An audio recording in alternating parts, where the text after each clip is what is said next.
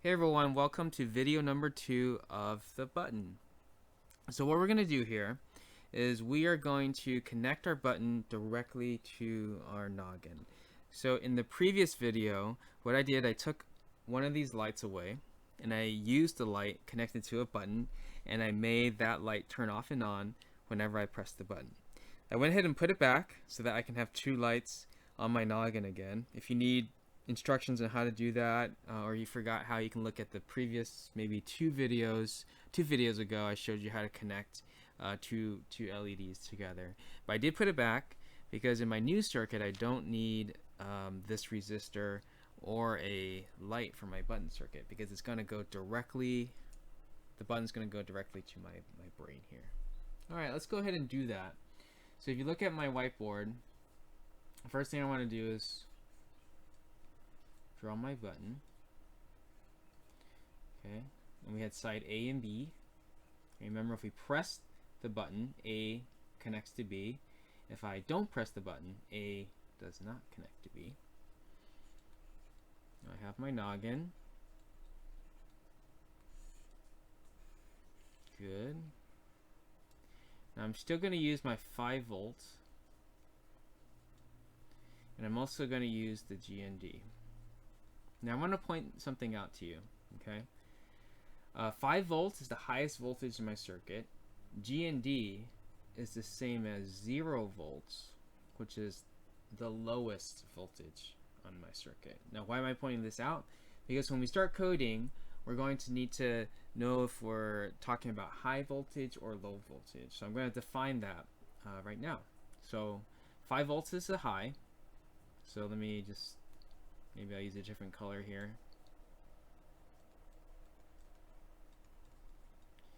5 volts is high, and GND, or 0 volts, is low.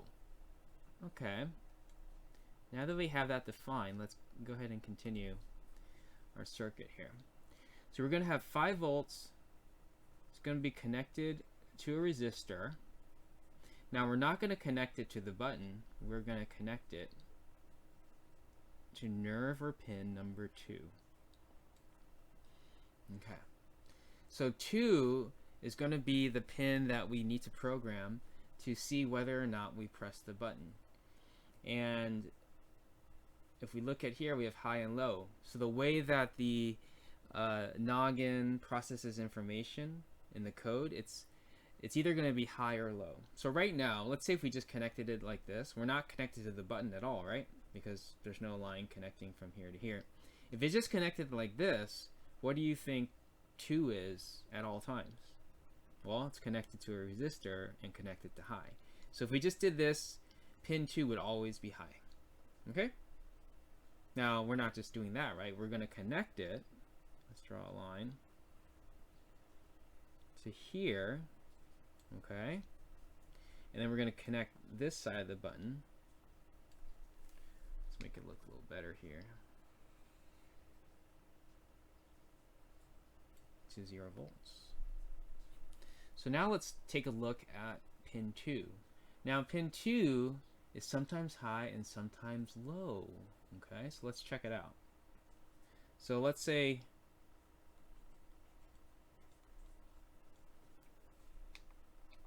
no press.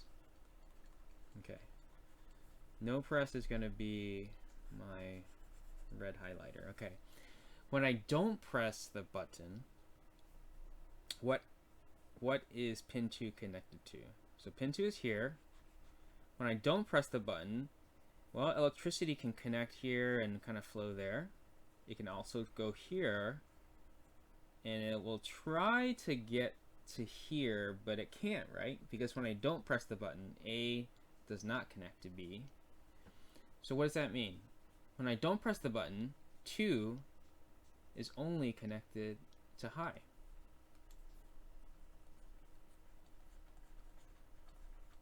Okay, but what happens when I press the button? I'll use a different color here. Let's go with yellow. Okay, when I press the button, 2, well, it can connect to 5 through the resistor, but what else can it do? it can also go like here and jump over to B, because when I press down, A and B connect, and it can go to G and D. So what's the answer then? When I press the button, is 2 connected to high or to low? I guess it's connected to both of them, right? But which one is it more? Is it more low or more high?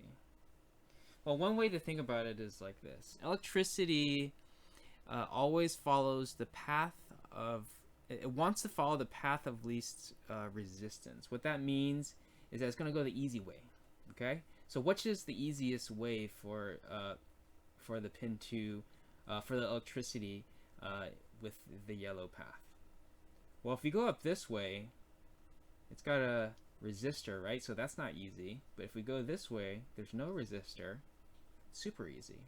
So that's why when we do press it, it's going to go along this path through the button, and then it's going to be connected to low. Okay, maybe a little bit complicated, but you know, if you look at it, you know, a few times, it makes sense. And also, if you just follow the paths, the yellow and the red paths, you'll get to the right answer of high or low. And always remember that electricity is lazy. It's gonna mostly want to go the path where there's little or no resistance. Okay, and let's also label our resistor here. We're gonna use a 10 kilo ohm resistor. So that's bigger than what we've used in the past. The reason why we want to use 10 kilo ohm is because we don't have any lights or anything else connected to this except for the button. There's a very simple circuit, and so if we're not going to be turning on a light, we don't want to waste electricity, right? If you put a very big resistor, 10,000 kilo ohms, much larger than our 470 kilo ohm one. Oh, sorry, we used 470 ohms before. Now this is 10,000 ohms because that's 10K. So it's much bigger. The bigger resistance means less electricity that will flow, and that means more energy saved. Okay?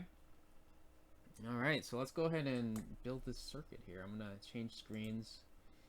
I'm going to zoom in here so we can keep track of what we're doing. Okay, alright. So we have these 2 lights in there already. I'm not going to touch those because we want to code later. Maybe we'll control 2 lights. It'll be kind of fun. Alright, let's start with the 5V. Let's get a red wire here.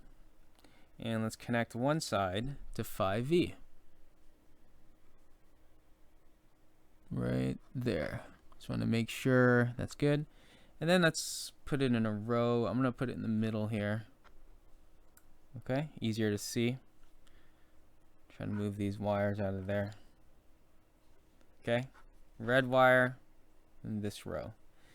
All right, now the next one is that's connected to a 10K resistor. So the 10K resistor, if you look, it's going to be in your expansion kit. It's the one that has an orange stripe on it, okay? So that's for our 10 kilo ohm, our really big one. One side connects to 5V, so I'm put it in the same row here. Move this out of the way here for you. And then the other side goes to a new row. I'll just reach across. Okay? There we go. Here and then here. And if we keep following along our circuit there, here's an interesting thing about this part. So this part of the resistor connects to both pin 2 and also A of the button. Okay, so I'll show you if you look on your top right there, I use green. So this, you see that green part? This side of the resistor connects to both pin 2 and it also, it also connects to that side of the button. So we have 2 things that are going to be connected in this row here that I'm showing you with my finger, okay? So let's first do the pin 2. I'm going to use green. Okay, so green wire. So I'm just going to put in the same row here, and then the other side go to nerve number 2 or pin 2. There. Okay. And then we have the other thing is the button. So I get my button. And which side is, which leg is A and B? It doesn't matter. We just choose one, okay? So let's put one. Just make sure one of the legs are in that same row. Boom. Okay. There we go. And then lastly, the other leg of the button, leg B, is connected to G and D. So let's get another wire here. Go to that row, that B leg row, and then connect to G and D. And let's be smart. This row right here, you see I have a row here. This row right here. These are both G and D already, so I can just, there's another hole on that row. I'll just plug it back in that row too. There. And that's the beauty of breadboards, right? Is that they're all in there together. That you can just put in the same row. Cool. Now while I'm at doing this, one thing to keep in mind, these pins right here, they're pretty strong, but at the same time, if you kind of wiggle a lot, they can break off in there. It's not the end of the world. Maybe you could get some, let's say if this little part here breaks into the breadboard or breaks into the header here, these little black holes here, you can get it out with some really, really fine tweezers, but it is kind of hard. So you want to be careful not to wiggle this too much or like crush it or sit on it or something, because it might break the pin off, okay? These are real electronics parts, and they can be a little fragile, okay? So you want to be careful. And another thing, because this button, the way I have it is right here. It's kind of sandwiched in between these two wires, so maybe you might, while you're pressing the button, you start, you know, bending these this part of the wire, which could also break the pin. So just some things to look out for. So when you're pressing the button, you want to be a little bit careful, right? Like don't press those. Don't push these wires out of the way. All right, so now that we're there, let's see if we can plug it in. This light right here is just code from before, so you can ignore that. Now if I press the button, nothing's going to happen because I need to code it. All right, so let's open up my code. There we go. All right, let me change my screen. Okay, so let me do a refresh here. I kind of cleaned out the code, so all I have is this, and then I actually have some code here, but I'm going to delete that because we're going to do that step by step, okay? So maybe if you saw a little bit, you got a sneak peek of what we're going to do, but let's do it step by step. All right. So first thing I just want you to notice is that we have a pin mode 2 comma input. So what's that about? Well, pin 2 is where we connected our button sensor, right? So that gives you a little clue, like why it's 2. But then why is it input? Well, we're using a button now, which is a sensor, and a sensor takes information in. It's reading, it's input, okay? So that's why it's going to be an input. Now the LEDs that we were controlling before, 7 and 8, those were sending stuff out. So that's why it's an output on those. So we have our pin mode 2 set up as an input. Now let's write some code, okay? So this part is where we need to learn about conditionals. A conditional is something that happens depending on a condition. So the opposite of condition is unconditional, meaning that it happens all the time, no matter what. But we're doing conditional. So this is how it works. If something, I'm writing this comment here, this star or slash star, and then star slash. This is called, it's a comment so that, it's a special comment so that whatever I put in between these two things will not be code, will just be a note. But anything outside of there, like this part and all this, is still code. All right. So if something, and I'll be more specific, if something is true, curly brace, do this code. Okay. Next line, else, curly brace, and it has a curly brace down here, do this code. Alright, so if something is true, do this code. So what I want to do is I'm going to start modifying the comment so it looks more like code. It's not totally going to be code yet, but it's going to look more like code. So it's going to say, if I press the button. Okay, so if I press the button, let's turn on the light. Turn on the light. Else, meaning here, if I didn't press the button, let's turn off the light. Okay? Alright. So the reason I put it in these funny comments is that now that I know where everything needs to go, I can just replace it with actual code.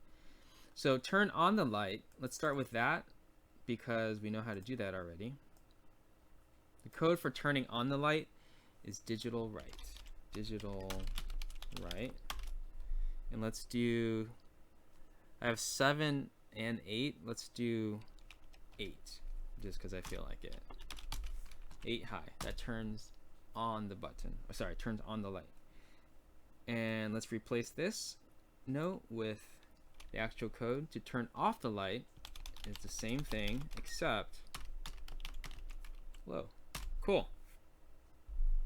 So we're almost done. The only comment we need to replace is this.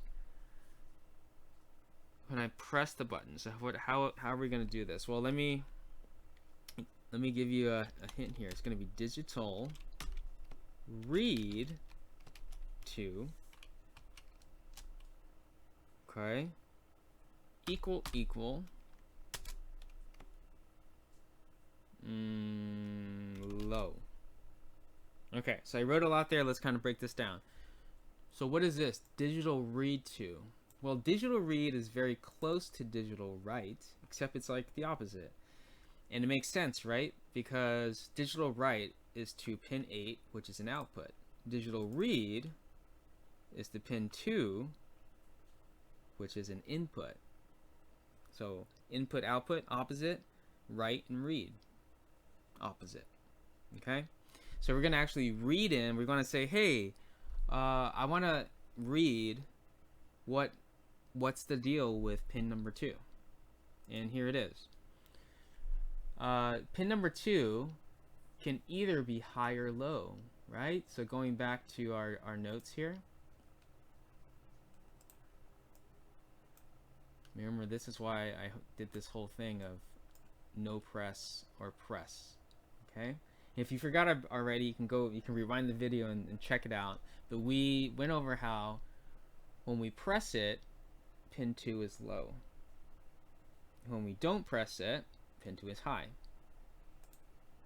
So that's why I said digital read to equal low, because this piece of code needs to ask, did I press the button? Which is the same as saying, if pin 2 is low, that means I pressed the button. Alright, so let's try this out. I'm going to upload here.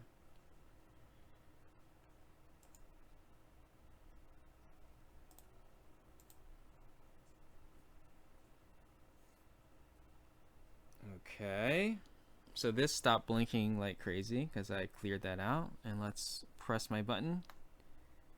and it turns on. And if I don't press my button, it should turn off.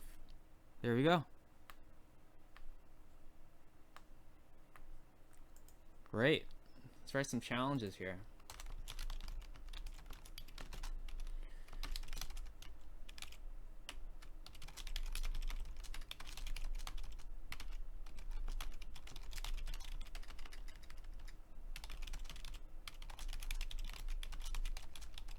Okay. So we did this one already. Challenge number 1. I showed you how to do that. Let's do challenge number 2 together, which is flip challenge number 1. So basically the opposite. So if I want it so that if I don't press it, it turns on. And if I do press it, it turns off. Well, I just flip this then, right? So I want to say if I don't press it, it turns on. And I go back here. Don't press is high. Is high. Okay. So if I don't press, then it's going to turn on. Else, I'm going to turn it off. Let's try it out.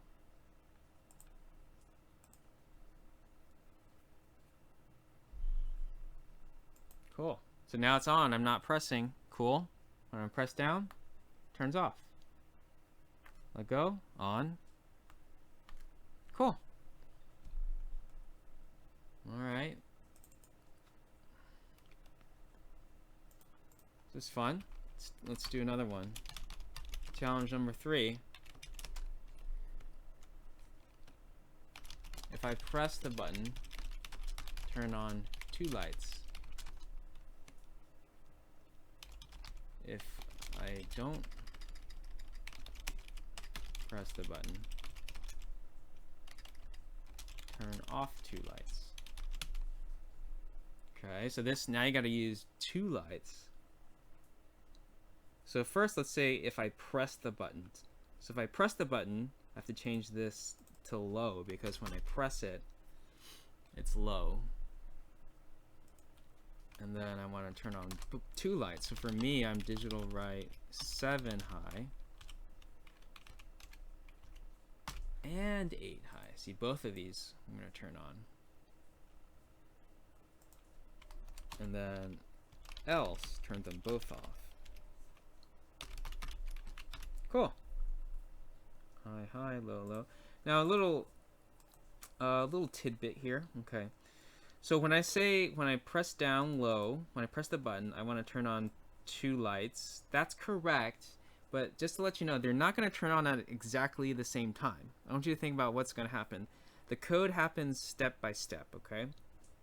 So that means that it's going to turn the 7 light on, and then right away after, it's going to turn the 8 light on. It's going to be so fast that it's going to look like it's the same time, but it's not exactly at the same time, okay? Just a little tidbit there, because that's going to be important later. Okay, uploading. Okay, now I'm going to press 2 lights. Make sure you can see this. Oh, something came off. I had this wire goes into 7 or 8. Oh, this is my 8 wire. There, it came out there. See? Okay. 2 lights. All right. So now a few different challenges for you to play with. So I'm going to give you a few more. Challenge number 4. If I press the button, have 1 light on and the other off. If I don't press the button, flip it. Okay? So you have 2 lights, right? So it's going to be like 1 light off, 1 light on, and then when you don't press, it's going to flip. All right? So it should go back and forth. So if you press it, 1 light will be on. When you let go, the other light will be on. All right. Number 5. And this next few will be a little bit more challenging, but I think it makes it interesting. Okay, if I press the button, blink the light. If I don't press, do nothing. Or I'll just say turn both off. So when I press the button, I want you to blink, let's just say one light. And then when I don't press, just have it turn both lights off.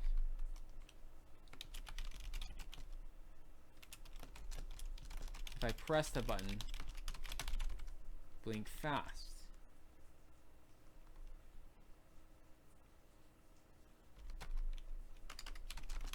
If I don't press the button, blink slow or slowly.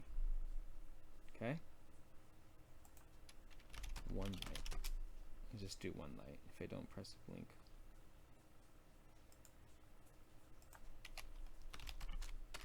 Just keep it simple, right? Just go one light. And then lastly, we're going to combine everything.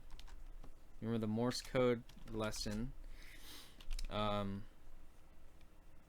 If I press the button, say SOS.